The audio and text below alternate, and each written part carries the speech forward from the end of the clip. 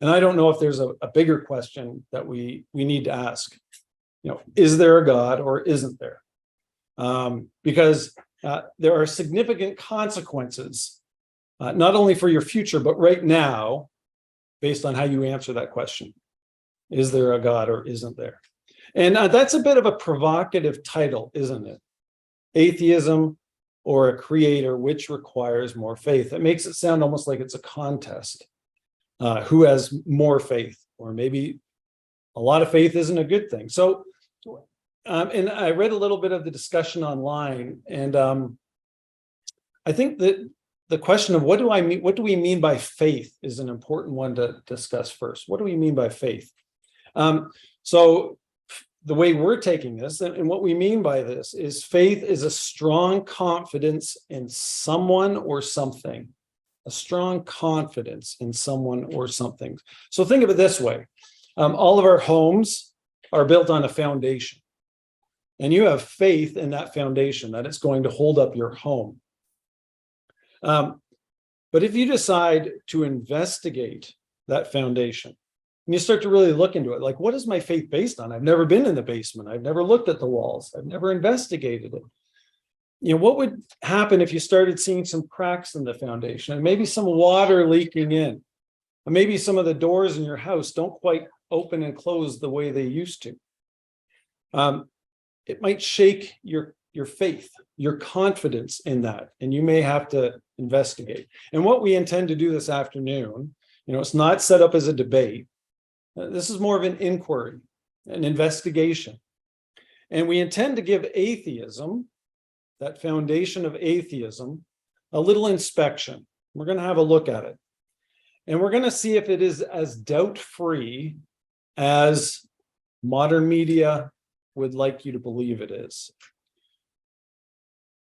So perhaps a clearer title of what we're trying to get at this afternoon is Atheism or a Creator. Where should you place your faith? Right? Where should you place your faith? And another note, faith is not a bad thing. Okay, we place faith in everything. We place faith in other drivers when we're driving here and when we're going to drive home. We place faith in our colleagues. We place faith in this computer right now that it will maintain itself throughout this talk. In the Bible, it says this. It says, without faith, it is impossible to please God. Okay, so faith is not a bad thing. It's cherished in our Creator's sight. But when dealing with your life, you want to be very, very careful of what you're putting your faith in. And so today, what we're going to do is we're going to look at science. We're going to ask science, the compass of science, if you will, to help us investigate this question: is there a God or isn't there?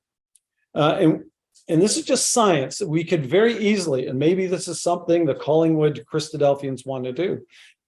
What does history point to? Does history point towards a God or no God? Does archaeology? Does philosophy? You could look at art, the beauty in this world, and ask, does it point towards a creator or no? Oxford mathematician John Lennox, he gave this example just to bring across this idea. He called it Aunt Matilda's cake. So picture somebody makes a cake, Aunt Matilda, and you could go to science, and science could tell you, you could go to a chemist and they could tell you about the reaction. And as it started to heat up, they could tell you about the reactions. A biochemist could tell you about the fats and the proteins in the cake. A physicist might tell you about the fundamental chemicals and particles in that cake. And mathematicians could tell you about the density and the volume. But if you were to ask all those people, why was the cake made? Science would be silent. They couldn't answer that question. They'd have to go outside science. And it's an equally important question. Why is this world the way it is? Not just what's in it and all the particles. Why is it here? Nobel laureate Erwin Schrödinger. You may have heard of Schrödinger's cat experiment. He was one of the beginning minds on quantum mechanics. He said, science cannot tell us a word about beautiful and ugly, good or bad, God and eternity, although they sometimes pretend to answer these questions. So that's just one point. Yes, we're going to look at science, but that's not the whole story.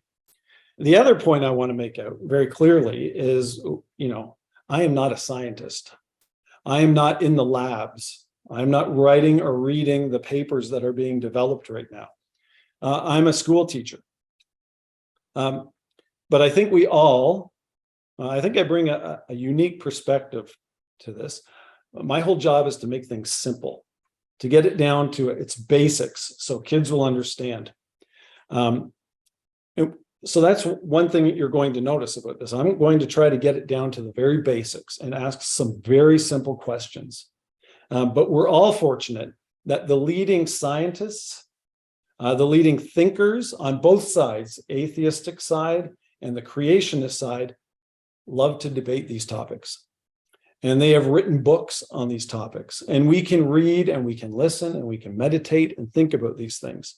And so just one example, there's a podcast called Unbelievable, where they get a leading atheist scientist and a leading creationist scientist, and they have them debate their best arguments. And you know what? There's no slam dunk argument. The Christian believers are still Christian believers at the end, and quite often the atheist believers are still atheists at the end. So you have to conclude, Christian scientists must have very strong arguments that, the world would like you to think, the media would like you to think, oh, it's a slam dunk. Not so, especially not so when you listen to these debates. So it's some of those arguments that we're going to look at tonight or this afternoon. So let's clarify the two positions. And there can only be one or the other. You can't have sort of halfway here. And it's a very simple question, something we could have, 10-year-olds in here, and we could ask this question.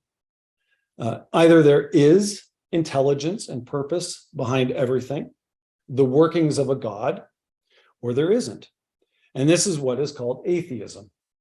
Sometimes it's called naturalism. There's different words for it. But atheism has asserted that the universe, the world, everything in it came about by a random, mindless, unguided process. And the word process, there could be argument about that word.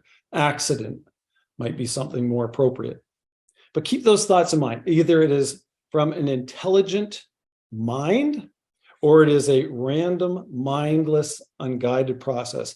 And that's what the atheists would say. Those are the words they would use to describe their belief. And so here's our journey for today. We're going to look at neo-Darwinism. It's something that I think we have to touch on. We'll put it to some scrutiny, and see if it can bear the expectations that are placed upon it. Second, we're going to talk about the rational intelligibility of the world. We're going to look at the very fact that the world, the universe, is intelligible. We can look at it and understand it. What does that lead us to conclude? We'll look at the fine-tuning of the universe. It's a well-known argument. And finally, we'll look at information-rich biology. So that's our journey for today. So let's get into it. Neo-Darwinism.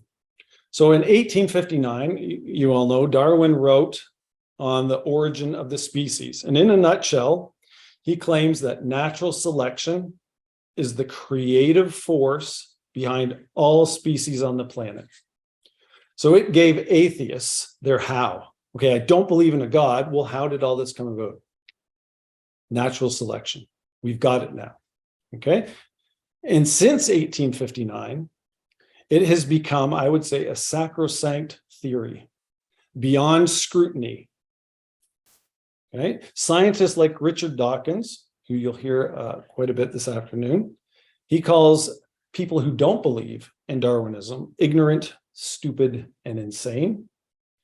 Nobel laureate Christian de Duve said, you must not question evolution, which doesn't sound like a very scientific statement. Daniel Dennett, he's an American philosopher, he said, people who don't believe in evolution and Darwinism are inexcusably ignorant. So there's a meanness, there's a nastiness that arises. In the late 1990s, there was a paleontologist from China, Wan Chen, who came over, and he had some discoveries with paleontology, the artifacts he was finding. And they questioned popular Darwin theories, and he presented them in the US. And he was met with a lot of criticism, a lot of silence. People didn't like what he was saying. And so he said, in China, you can criticize Darwin, but not the government. Mm-hmm. In the US, you can criticize the government, but not Darwin. And we have to ask, why is that? Why won't scientists let science question one of their scientific theories? And I think it's very clear. I think Darwin, his evolutionary theory has become a faith-based religion, to be quite honest. And I'm not the only one who thought that. Michael Ruse, who's a philosopher, he said, for many people, evolution has played the role of secular religion. So they even have, sort of counterposed to Christmas Day, they have Darwin Day, where they'll give presents to one another and things like that. Karl Popper, a scientific philosopher, he said, a scientific theory may become an intellectual fashion, a substitute for religion, and entrenched in dogma, adding, this is certainly true of evolutionary theory. But just keep in mind, this theory came about in 1859. So if someone were to ask me, John, do you believe in evolution? I would probably say, well, what do you mean? Because there's different meanings for evolution. So let's just quickly go through these. First, change or development. So we may talk about the evolution of a car, from the early 1900s to the early 2000s. Yeah, there's been an evolution in the car. You can see the changes, or an evolution in a river, and you can see how the river has changed. So yes, I would agree with evolution in that sense. Things do change, either by human interaction or by some natural forces. Microevolution. Yeah, I believe in microevolution. I think it's hard to deny. We have a variety of different types of people in here. Clearly, we're not all the same. COVID, the virus COVID is an example that it's modified itself a little bit, but it's still a virus, right? It hasn't changed into something else. It's still a virus. So there's these micro changes that I would agree with within a set limits of a complexity. It's not becoming more complex. Artificial selection is another word term that might come up when you hear about evolution. And this is the idea that sometimes farmers will start playing with plants and animals. And, these breeders will bring about changes. And you think about grapes. I remember when I was a kid and you'd eat a grape, there were seeds in it and the skin was thick. And nowadays you can get grapes and there doesn't seem to be any seeds in it, and they're huge and the skin is thin. And Darwin thought, well, if humans can do that to animals and plants over a short period of time, natural selection can do that over a huge period of time. But animal plant breeders or human breeders of plants and animals, they're putting foresight and intellectual input into those things. Natural selection is mindless. And so I don't think that's a fair comparison. Common descent is another idea. So that's the idea that everything came from one common ancestor. And so there might be some truth in that humans all have the same common ancestor, and perhaps dogs all have a common ancestor. But to say that the variety of life that we see all came from one bacteria millions, billions of years ago, No, we would not agree with that. There's no mechanism for such modifications. Molecular evolution. This is attempts to suggest that evolution has something to do with the way non-living things became living. And, there's been no success in showing that that's possible. And then, of course, the last is macro evolution, large-scale innovation, the development of new organs, new structures, new body plans, new genetic material, which would require massive increases in qualitative complexity. And it doesn't matter how much time you throw at something, you will not get macroevolution. Okay, so just a bit of a clarification on what we're talking about. So if somebody said, you don't believe in evolution, well, it depends on what one you're talking about, what definition. But here are some of the big problems with macroevolution, which is the popular one that people are thinking about when they talk about evolution. The first is, there's a couple that I had on here, but I've taken out just for time's sake. Fossil records do not promote macroevolution. Time constraints, they're finding there's just not enough time based on how long we think the universe has been here for the millions and millions of small changes that would have to take place. But here are three of the big problems with macroevolution. The first one is just natural selection in itself. This is the backbone of Darwin's theory, and it can't bear the burden that's been placed upon it. Scientists are recognizing more and more, and they're desperate to find a new theory in its place. So the two main problems with natural selection are, number one, it takes material that is already there and it weeds things out. It is not creative in any sense. Okay, so that's a huge problem with natural selection. It does not create. It takes what's there and it might modify in micro ways. So if you're going from the most simplest form of life, which they say from the simplest bacteria to ourselves, that would take extreme increases in functioning complex genetic material. And natural selection is not creative. One scientist said it's more likely to break something than to create something. So if it's going to do anything, the other part is you need life to exist already if natural selection is going to do anything. So convinced Darwinists, consider this quote, it's from convinced Darwinists, John Maynard Smith and E. Zathmary. They said there is no theoretical reason that would permit us to expect that evolutionary lines would increase in complexity with time. There is no empirical evidence that this happens.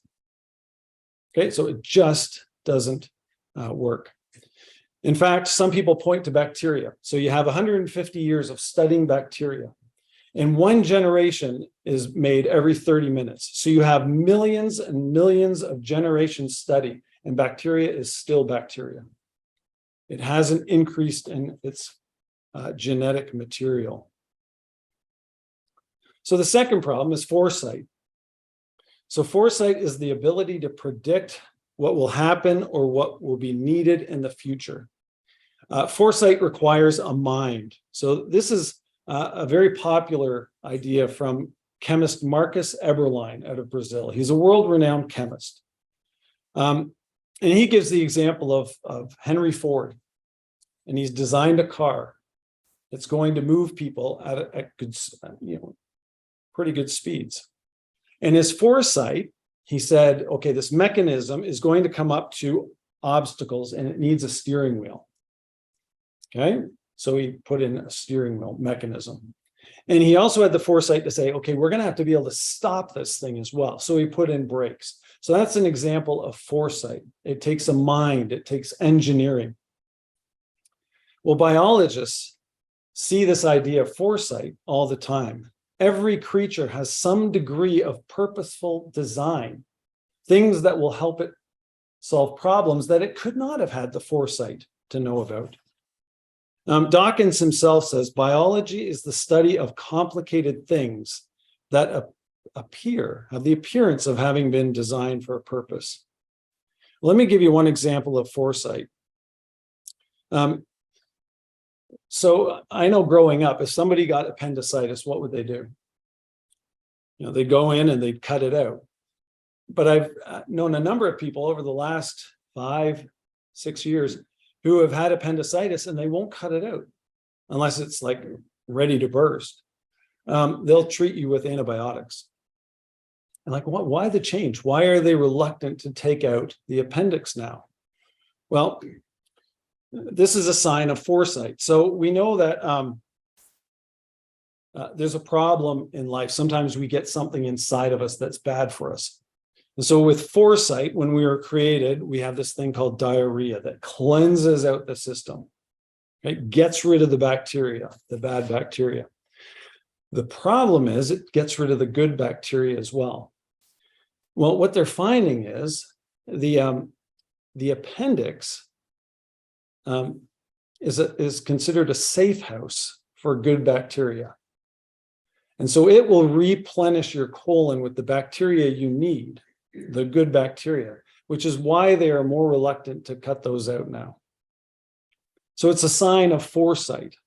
And this Marcus Eberlein, he has a book filled with ingenious solutions to these problems. The last one we want to talk about, problem with neo-Darwinism, is this idea of irreducible complexity. It's the all or nothing. So there are things in nature that would not work unless it had everything. And even Darwin recognized this problem. And he said, if it could be demonstrated that any complex organ could not have been formed by numerous successive slight modifications, his theory would break down. Okay, so in other words, if the thing that we see in nature needed complexity at the beginning and wouldn't have worked without that complexity, then the theory of evolution, the natural selection would break down. And so there's a biochemist named Michael Behe who has many of these molecular machines that demonstrate this all or nothing, this irreducible complexity.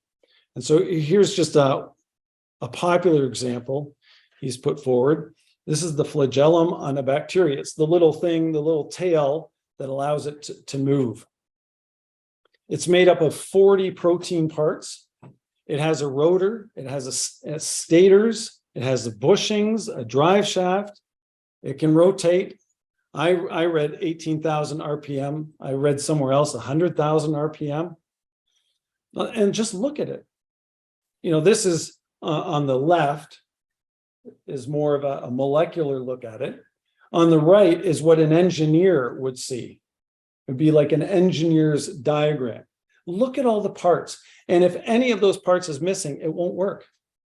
And so why would something so small, and I forget the number, I think 35,000 of these would fit on the head of a pin. These are extremely small, and yet so complicated. Now, why would a bacteria, without foresight, without purpose, without a mind, develop, let's say, with only 38 proteins, and there's a couple parts missing, it doesn't work. Why would it continue to have slight modifications to develop something this complicated? It's all or nothing. It had to be there right from the beginning. Here's another one that's coming out more recently. It's called bacteriophage. Has anyone ever heard of these? A bacteriophage, really they're phages. They're a cross between a lunar lander, a cruise missile, and an EpiPen. So a phage can be described as a specific type of listen to these words. This is from Helen White and Elena Orlova, who wrote a book called Bacteriophage. Listen to the words they use. It's a type of nano machine that is able to recognize its environment, find a host cell, start infection, self-assemble, and safeguard its genome until the next cycle of replication is initiated. Okay, so as we look at things with these more and more powerful microscopes, we're finding things don't get simpler as they get smaller. They seem to be getting more and more complicated. So what this virus does is it hunts out specific bacteria, like a cruise missile. When it finds one, it lands like a lunar lander. It pierces the cell and injects its DNA, which is in the top of it, into the bacteria. The bacteria then goes out and reproduces itself.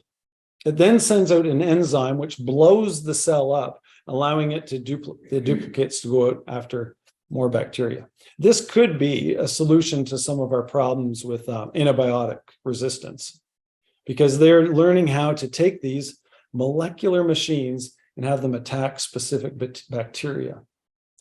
So pretty amazing. Now, all this is leading to this.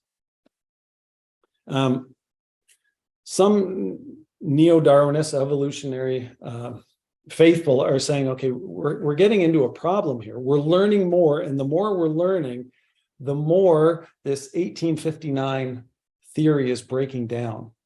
And so they're starting to have conferences. This one is called Potential and Limitations of Evolutionary Processes. And they're following on a pattern from one in November 2016 by the Royal Society in London, called New Trends in Evolutionary Biology. It says that it openly spoke of the need for a revision of the standard neo-Darwinian model of evolutionary theory. I like that they openly spoke of the need. There's this sense of tremendous fear of questioning the Darwinian theory among scientists. I sort of picture what Galileo must have been feeling when he was bringing about his heliocentric idea. And those who held the Aristotle view of the geocentric were quite upset with him. So let's get back to that initial question. Where should you place your faith? Is it more logical to believe that a world where living things are not only complex, but required the complexity at the very smallest scale and right from the beginning, in order to even function, came about by a creator with foresight, purpose, and intelligence, or by a random, mindless, unguided process? Okay, so let's move on to number 2, the rational intelligibility of our world. So what do we mean by that? So some of the greatest scientific discoveries are when mankind can articulate the laws that the universe operates under. So we have Newton, Einstein, humans that look at nature, they look at the world, they look at the universe, and they discover patterns, and they discover systems. And they discover laws that everything seems to run by. And so they express these as theorems, they express them as laws, they express them as principles. Here are some examples: the law of thermodynamics, the law of universal gravitation, Archimedes' principle, Bernoulli's principle, E equals mc squared. The question is, why? Why should we expect to find laws, principles, and systems in the universe? Okay. Einstein said the most incomprehensible thing about the universe is that it's comprehensible. Why can we understand all this? Why can we define these things? So what's a more logical conclusion? We have definable laws, principles, and systems because the world came about by a random, mindless, purposeless accident, or we have definable laws, principles, and systems because it came about by an intelligent creator. So let me just ask this question. How long do you think literary scholars would investigate a book, let's say a book of poetry or a play written by an ape that randomly tapped away at a typewriter? I think it wouldn't take too long before, they looked at the pages and they say, there's no pattern here. There's no logic to it. There's no meaning. And they would abandon that book. There's nothing to it. On the other hand, how long, to the chagrin of grade 9 and 10 students, at least in Ontario, have we been investigating creative books by William Shakespeare and poetry by Robert Frost? Well, why do we keep investigating? Why do we keep reading them? Why do we encourage other people to read them? It's because there's patterns. There's plot, there's character, there's emotion, there's themes. We keep reading them and enjoying them because there's a creative mind behind them. Well, how much more the universe? Perhaps the reason people keep investigating the universe is because there's a creative mind behind it that put together these laws and principles. If it was just a shambles, mindless, purposeless, I don't think we would continue to investigate it, or there wouldn't be anything to investigate. And so C.S. Lewis put it beautifully. He said, men became scientific because they expected law in nature, and they expected law in nature because they believed in a legislator. Okay, now C.S. Lewis was an atheist who became a Christian, but you might say, well, that's a Christian's perspective. Well, here's Melvin Calvin. He's a Nobel Prize winning biochemist. And he was wondering, how come humans started investigating the world around them? And he tried to figure out what is the origin of that conviction.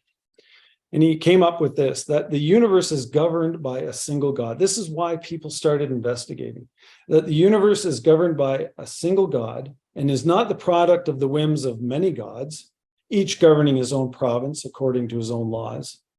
This monotheistic view seems to be the historical foundation for modern science.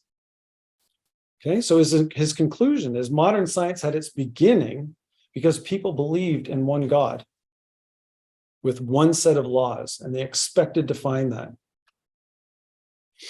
The Stanford Encyclopedia of Philosophy, Del Ratch writes, it's not uncommon for humans to find themselves with the intuition that random, unplanned, unexplained accidents just couldn't produce the order, beauty, and elegance that and seeming purpose that we experience in the natural world around us. So you see what they're saying? The more logical, more reasonable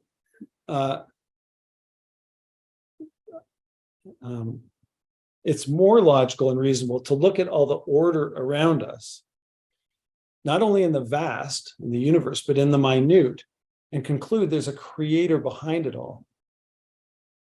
Now, that doesn't prove there is a creator, but it does seem to say it's less logical, at least. It's less reasonable to look at the beauty, the laws, the processes, the systems, and see a random, purposeless, mindless accident. And so when you look at history, you see the great pioneers of modern science, they had God as their inspiration for their science. In fact, over the main entrance, which is what that photo is of the Cavendish Laboratory, the home of the Department of Physics at the University of Cambridge, there's an inscription above the door, and it says, "Great are the works of the Lord, studied by all who delight in them." One more thing, just before we leave this argument, is there's this bafflement that physicists feel. Why can the world be explained mathematically? It just doesn't seem to make sense. And here are some very famous physicists who commented on this. So Eugene Wigner, he's a Nobel laureate. He's an atheist. He committed treason to atheists because he expressed gratitude that mathematics has a link to physics. He said there's no reason they should be connected. Here's what he wrote. The enormous usefulness in mathematics and the natural sciences is something bordering on the mysterious, and there's no rational explanation for it. It is an article of faith. Okay. Sir Roger Penrose, once again, he's an agnostic. He says, it's hard for me to believe that such superb theories could have arisen merely by some random natural selection of ideas. There must be, instead, some deep underlying reason for the accord between mathematics and physics. Listen to those words, mysterious, deep underlying reason. They say it requires faith. But faith in what? Does it require this connection between mathematics and physics and all these laws? Is it a faith in a random mindless accident? Or is it faith in a great mind? I mean, what do? We give Nobel Prizes to people who can not create these things, just define them. How much more praise and glory for the one who invented these things and brought them into creation. So once again, we come back to this simple question. In a world full of discovered and articulated formulas, laws, and patterns, does that point to an intelligent creator who instituted them? Or does it point to a random, mindless, unguided process? You know, which one requires more faith? Okay, we'll go to step 3 in our journey. The fine-tuning of the universe. And this is the idea. If you've ever done any research into atheism and a belief in an intelligent designer or creator, this is a very popular argument. This is the idea that the fundamental forces that allow us to live, to life on Earth, are amazingly and intricately and delicately balanced, sometimes referred to as on a knife edge, in order to sustain life. They're so precisely fine-tuned that it leads many to conclude that the universe appears to have been designed specifically so that life could be here. Okay, Stephen Hawking, we all have heard of Stephen Hawking. He said the remarkable fact is that the values of these numbers, these finely tuned metrics, the constraints of physics, he said they seem to have been very finely adjusted to make possible the development of life. You know, when these atheist writers and scientists talk about it, they use things like seem to have been. They're unwilling to admit what science is clearly putting before them. So this merits very serious consideration. Here's a chart. And I know this breaks all the rules of PowerPoint because there's so many small things up there. It basically, this is from Jay Richards. It's a list of 22 elements that are finely tuned. And it's not a complete list. I've seen other writers say there's 40, there's 60 fine-tuned. But what I want to look at is just how finely tuned these things are.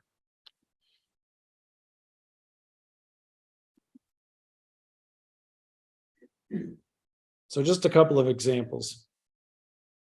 So theoretical physicist Paul Davies at Arizona State University, he looked at the nuclear strong force to the electromagnetic force.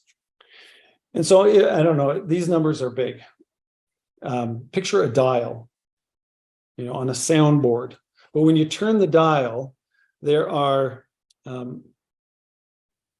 what do we have up there? 16 quadrillion,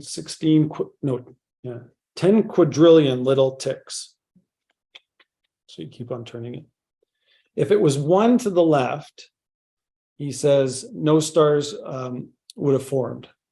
Or one to the right, no stars would have formed. So it had to be precise. 1 in 10 to the 16, 1 in 10 quadrillion. And just for context, The hardest lottery in the world to win is the Super Eno Lotto. I think it's in Italy.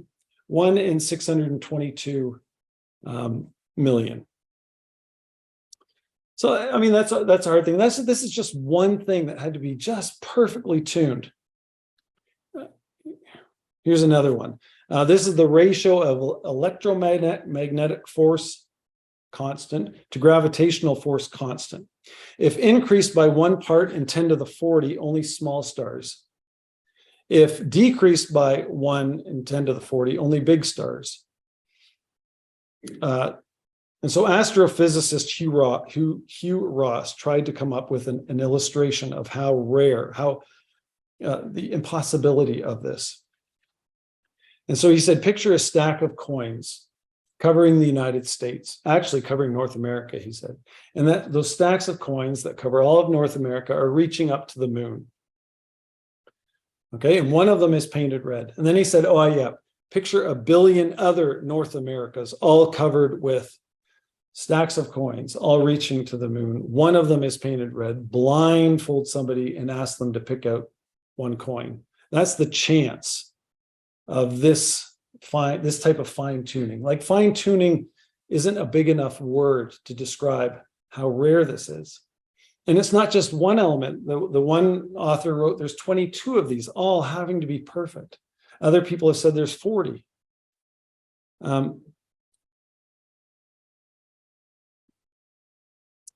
That mathematician we've already referred to, eminent mathematician Sir Roger Penrose. And this is hard to comprehend, but when he said, when thinking about the precision required to bring about the universe in just the right way to allow a state of low entropy so that there would be the second law of thermodynamics, he said the chances of that were 1 in 10 to the 123, which is a number so big, if you put a 0 on every particle in the universe, you would run out of particles at around 1 in 10 to the 83. So it's hard to ignore the absolute fine tuning of all these elements and how everything just seemed to work out so that life could exist. And so scientists who are presented with this say things like this: the impression of design is overwhelming. That was Paul Davies, who's a physicist. When atheist mathematician and astronomer Sir Fred Hoyle learned about the fine tuning required in the nuclear ground state energy levels in order to allow for an abundant supply of carbon, he confessed that nothing had shaken his atheism as much as this discovery. And he said this: it looked as if a super intellect has monkeyed with physics as well as with chemistry and biology. Is it enough for him to leave his atheism? It should be. Arno Penzias, he said, some people are uncomfortable with the purposefully created world. To come up with things that contradict purpose, they tend to speculate about things they haven't seen.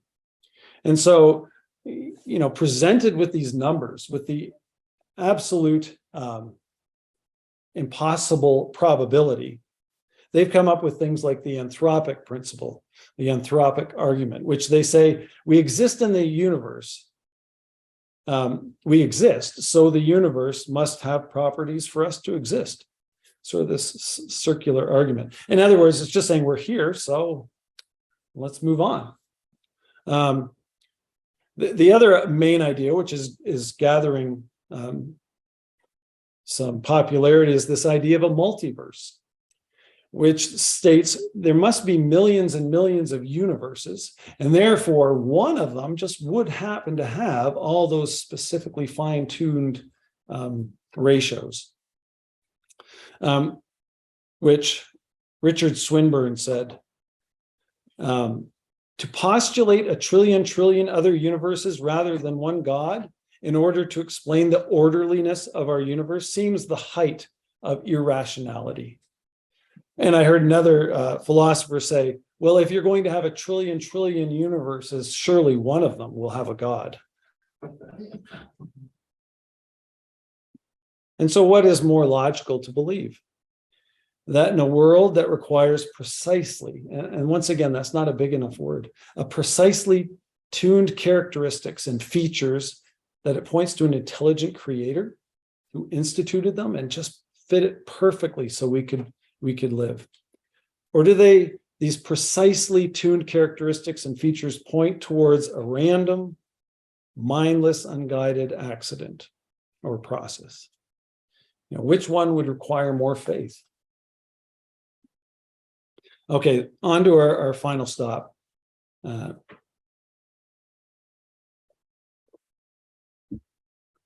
And I would suggest the most influential when I started researching and thinking about this. Let's say you were on a walk with your family and you came across this rock. What would you infer? Would you say, wow, that's some random, accidental, mindless, natural process that etched those little symbols into that rock? Or perhaps you would say, I think I see some intelligence in that. It looks like somebody has scratched in a couple of symbols. And then maybe you would begin to say, who did that? And what do they mean? And why would they scratch those symbols on a rock? Is this money? Is this a way of communicating? And if you thought it was a random, mindless thing, would you pick it up and just throw it? Well, there's no reason to investigate it. It's just a natural process. What about this? Have you heard of SETI, S-E-T-I? It's the search for extraterrestrial intelligence. And they were asked, what is your criteria? So they've got these satellites and microphones, and they're listening for something in outer space. They're searching for extraterrestrial, for intelligence outside of our solar system. And they state they're looking for and listening for laser flashes and techno signatures. They're listening for a pattern. Basically, they're listening for a pattern of sound or of sight. In fact, July 13th of this year, there was a clear and periodic pattern of fast radio bursts. And so, they get interested, they get excited. And this is regarded in the legitimate scope of scientific inquiry. Okay? They're given millions of dollars each year. Carl Sagan said it would take one single message to convince us that there's intelligence in the universe. One single message. What about this? These 4 letters, exit. Do you infer intelligence behind these 4 letters? Of course you do. There are 4 letters. They're sequenced in a certain way to convey an important message. The little arrow as well, that if something bad happens in here, this is the way to get out. So think about this. Some scratches in a rock, looks like intelligence. Pulses, one message, pulses or light pattern, intelligence. 4 letters sequenced in a row to bring about a message. We infer intelligence, don't we? What about this? DNA, 3.2, and that's the low estimate. Some are say 3.5 billion. 3.2 billion letters long, sequenced perfectly so that life may exist. The information content of DNA is fundamental to life. It's not living itself, it's just a set of instructions. And they're needed for and used by the cell to build functional proteins out of amino acids. There are 3.2 billion letters that make up the human genome. E. coli has about 4 million letters in a row, which would be about 1,000 pages in a book. So 1,000 pages of perfectly sequenced letters, information, so that E. coli can reproduce and build itself. Humans, the human genome, 3.2 billion, which is like a whole library of information. Do we see intelligence there? Scratches in a rock, intelligence. Blips from space, the assumption of intelligence. 4 letters and an exit sign. we say it's intelligence. 3.2 billion perfectly sequenced letters in a row for the human genome, the instructions for life, intelligence, or a random purposeless accident. Like, come on. Where did this information come from? It's even called the genetic code. All scientists happily talk about the living cell as an information processing machine. Bill Gates said this is very similar to software code, only much, much, much more sophisticated than anything humans have ever produced. And people might argue whether Windows is intelligently designed or not, but and it's not just the sheer quantity of intelligible information. It's the way it's transcribed that just boggles the mind. The two that discovered the double helix, Francis Crick and James Watson, they're both devoted atheists, and they discovered this. And here's what Francis Crick said: the origin of life seems almost to be a miracle. So many are the conditions which would have had to have been satisfied to get it going. James Watson, his partner, was questioned on this, like, how do you get 3.2 billion letters? And he said it happened and refused to talk about it any further. I think Dawkins would call that lazy science.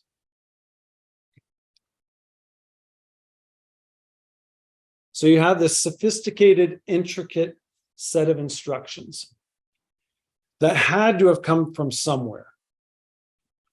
But it's just information. They're the building plans. Now they go to the factory floor. And what happens in the factory floor is just as amazing, perhaps even more magnificent. It's how these plans, this information, gets turned into life. So what we're going to watch, hopefully this is going to work, we're going to watch a little video, and scientists are beginning to see what's going on inside the cell. If you remember in grade 11 science, you'd have a picture of a cell, and it just seemed sort of static. There was the nucleus, and there was some little weird shapes here and there, but it didn't seem to be doing much. They're beginning to understand what's going on inside the cell, and they're creating these reproductions of what's going on. And so we're just going to look at the process. What you are about to see is DNA's most extraordinary secret: how a simple code is turned into flesh and blood. It begins with a bundle of factors assembling at the start of a gene. A gene is simply a length of DNA instructions stretching away to the left.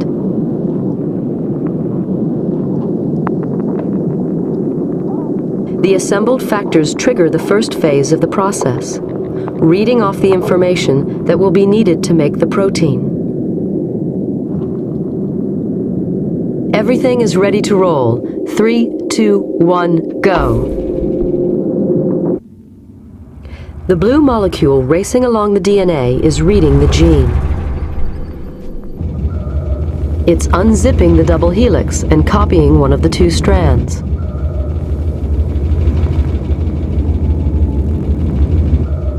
The yellow chain snaking out of the top is a copy of the genetic message, and it's made of a close chemical cousin of DNA called RNA.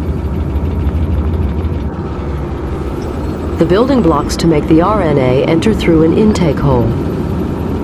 They are matched to the DNA, letter by letter, to copy the A's, C's, T's, and G's of the gene. The only difference is that in the RNA copy, the letter T is replaced with a closely related building block known as U.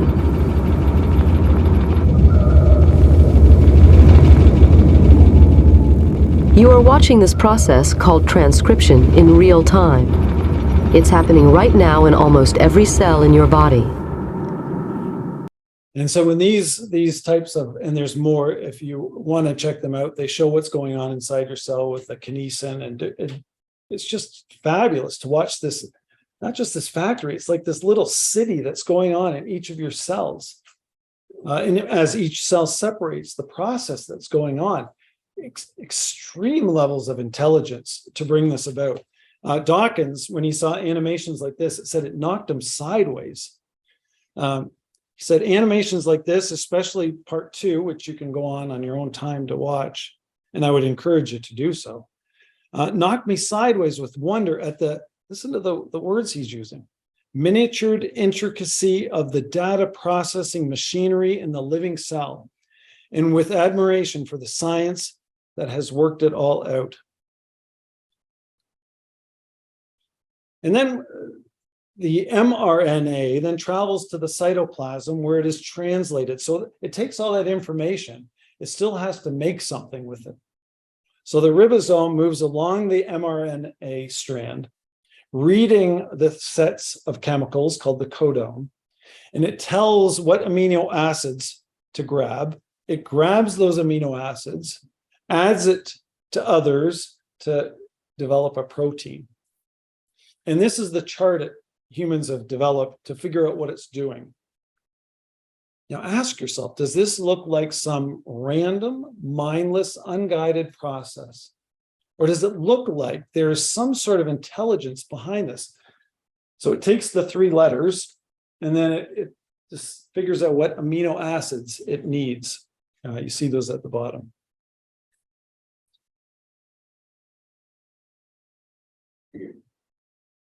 So this is what Oxford mathematician John Lennox says. He says, the very nature of the complexity of organisms, the nature and extreme sophistication of their protein machinery, the coding they contain, their capacity to use programmed information, etc., is piling up evidence that there is a mind behind life. Now, we have to be fair to Charles Darwin. He did not have the technology we have nowadays. He thought cells were just a little bit of goof. But as they discover these things, you can see why scientists are beginning to say we need to redefine things. When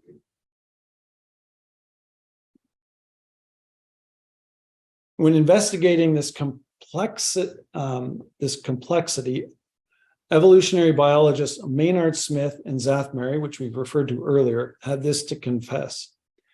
The existing translational machinery is at the same time so complex, so universal, and so essential that it is hard to see how it could have come into existence or how life could have existed without it.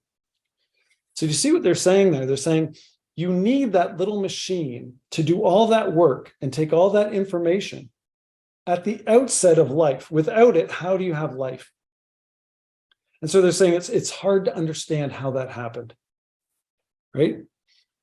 You can't have life without that little translational. How did that complex, sophisticated machine? And it's not just that. There are other systems in the cell, and they all rely on one another.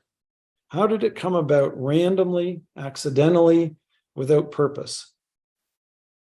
And not only, ready and set to go right from the beginning. So Stephen Meyer, he's a philosopher of science. He said, DNA does not imply the need for an intelligent designer because it has some similarities to a software program or to a human language. It implies the need for an intelligent designer because it possesses an identical feature, namely information content, that intelligently designed human texts and computer languages possess. So we're not working by analogy here.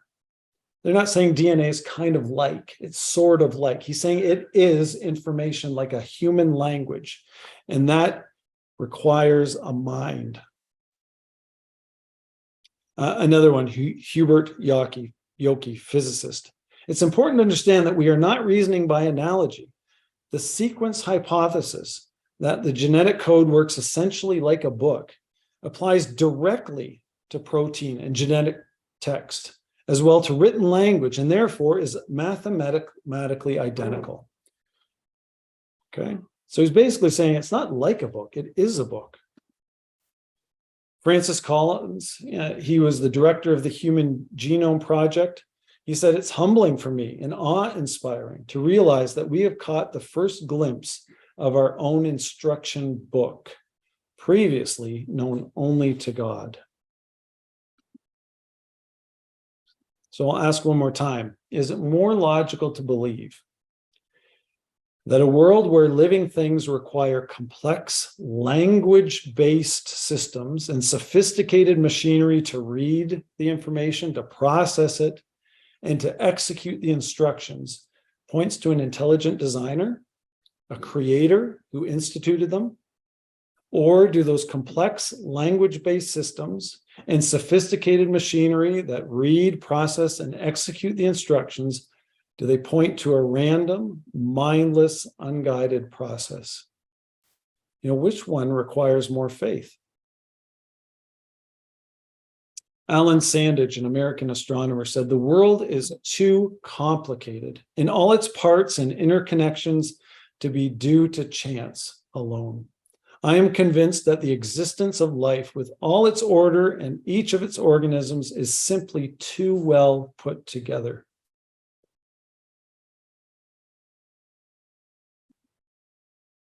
And so that's we're coming to the end of our journey. So when I look at the world, and I know many people do, they see an intelligent creator who engineered a world with incredible complexity and diversity, far beyond what human intelligence can create.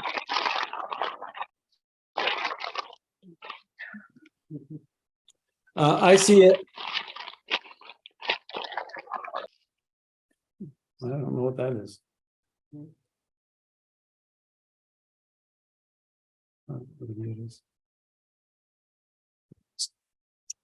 Okay, so I see an intelligent creator who engineered the world with incredible complexity and diversity.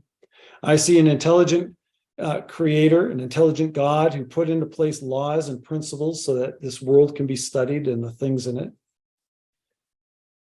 I see an intelligence that had the fine-tuning and the foresight to know what we needed to exist in this world. And I see an intelligent creator that put in place the sophisticated information necessary for life in every living cell, in the molecular machines to read, transcribe, and interpret those plans. And I'll be honest, I do not see any way all of those things could have come about by a random, unguided, mindless process. It just doesn't fit. I'd have to say I don't have that much faith. So we have to wrap up, but I have one question for those online and those here. If you are an atheist, and you're trying to convince people to join your understanding of the world, what is the motivation for you? What is the motivation for others to become atheist? Dawkins said this. He said, the universe that we observe has precisely the properties we should expect if there is, at bottom, no design, no purpose, no evil, no good, nothing but pitiless indifference. Is that what you're calling me to? A world that has no good, no evil, pitiless indifference, no meaning to life. Think about the consequences of a world that claims that there is no good and no evil. When you watch the news next time, tell yourself there's nothing good, there's nothing evil. See if that's a convincing argument. But I'll tell you what the reason for having a faith, to believe that there's an intelligence behind this, that there's a God behind these things. And if you found any of these arguments at all stirring something inside of you, please hear me. In our Bible, which we believe is written by the creative mind behind all this world, behind the God that says faith is a good thing, that it's a tremendous quality. There's a whole chapter in that Bible that talks about those who lived by faith. And in it is this verse. It says, by faith we understand that the universe was created by the word of God, so that what is seen was not made out of things that are visible. Part of that faith is believing that God is behind everything. And our Creator says, you do have a meaning. There is such a thing as good and evil. You are not an accident. You are not pitiless. You are made in his image, and there is a hope. And he's reached out to us. And so I encourage you, if you've come to some of these, continue to look into the Bible, continue to investigate these things, search them out, because there is a purpose. And our God has invited us to that purpose. And we find it in our Bibles. Find out what God has in store for those who believe that he exists. Because we're told that he is a rewarder of those who diligently seek him.